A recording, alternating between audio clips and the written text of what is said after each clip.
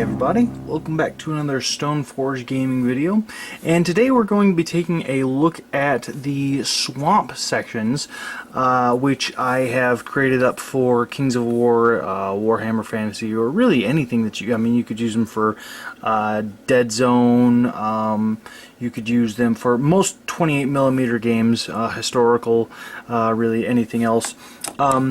And these pieces are done up, they're based on hard plastic, nothing too fancy there, and then they're coated with my mix of ground texturing that I use for quite a bit of my stuff. And then from here on out we kind of just do our standard painting and flocking technique that I do for most of my Borderlands stuff, although I did go a little more green. But some of the interesting aspects to these swamps that are different than a lot of my other stuff, even say some of my other water effects based off like the ponds and things like that, these are supposed to look a little like dirtier, a little muddier. So we've got some interesting little pieces here and there. You've got a lot more vegetation kind of popping in and out. You've got a lot of just stuff floating. You've got floating logs. You've got some more static grass kind of standing here. Some sort of bushes and some different like sort of mossy looking stuff. You've got lily pads that are kind of coming up out of the water. Looks like this one actually came off. But anyways, the thing that I did here to make this look, so I did my same sort of gradation paint job, not that it really mattered in the end, although I think there's a slight amount that you can see. But basically, the big thing that I did differently, say from this to the lakes or ponds that I did a little while ago, is I actually, when I started doing the water effects, I mixed in a lot more browns and greens, as you can see here.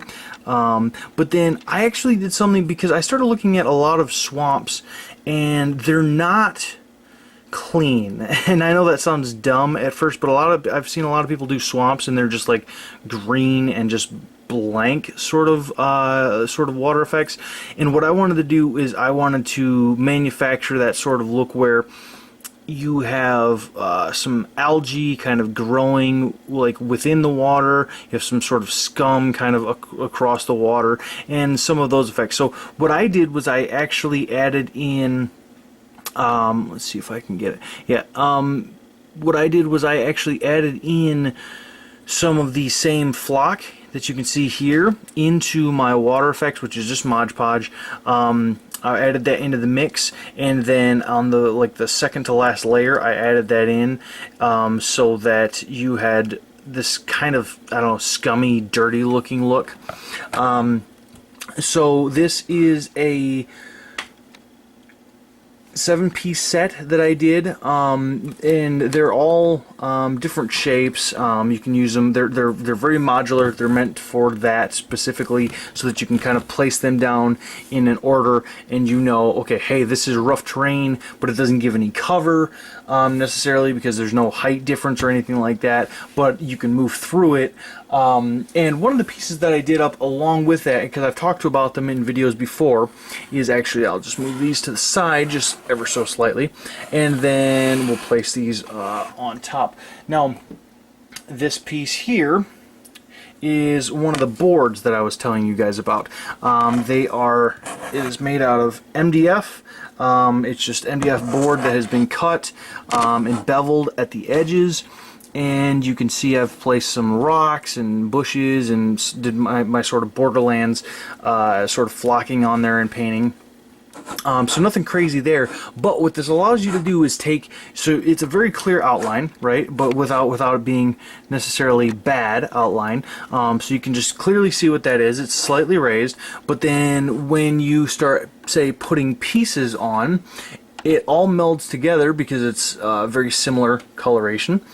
You can just start plopping pieces down, and then you can very easily know that this entire piece, anywhere that is within the boundaries of this piece of terrain, is swampy terrain.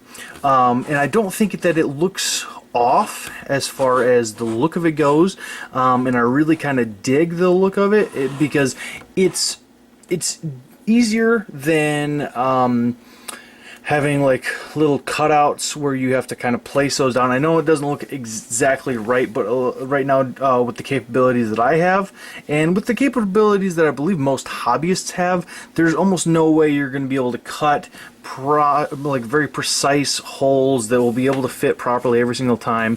Maybe in the future I'll get there, but for right now this is a pretty close approximation of that. So it really does allow for you to kind of have a cool looking piece of different types of rough terrain. So like I was talking about in my rough terrain video, you just kind of place these all down and then you can have them look really cool. So like for instance, if I were to grab one of the rough terrain pieces, which let me grab that real quick.